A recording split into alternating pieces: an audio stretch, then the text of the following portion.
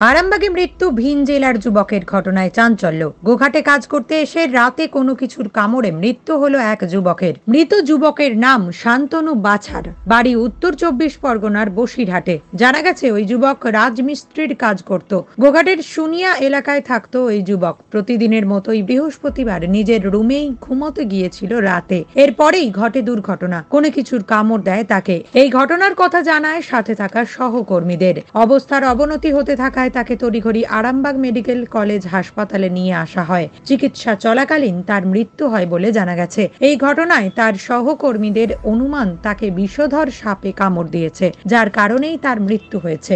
ঘটনা ঘটেছিল বলতে কালকে রাতে 4টের সময় ও জ্বালা করছিল, সাপে কামড়ানোর মতো। আজকে ভোরবেলা, মানে কালকে রাত আজকে সকাল। তো বলার পরে ওরা ওখানে ডাক্তার দেখিয়েছে। ডাক্তার দেখার পরে হসপিটালে ভর্তি করেছে। হসপিটালে ভর্তি করার সময় হসপিটাল থেকে বলছি এখানে হবে না, তোমরা আইসিইউতে দাও। আইসিইউতে নিয়ে যাচ্ছিলো, নিয়ে যেতে ওর কোনো জ্ঞান নেই, শ্বাসকষ্ট বন্ধ হয়ে আসে। তারপরে আবার গাড়ি ঘুরিয়ে নিয়ে এসে আবার হসপিটালে ভর্তি করে ডাক্তার বলেছে মারা গেছে। নিউজ আজ বাংলা, আরামবাগ। তোর ছোঁয়ায় বদলে যায় মন, যতন করে সাজাবো আজ সুখী গৃহকোণ।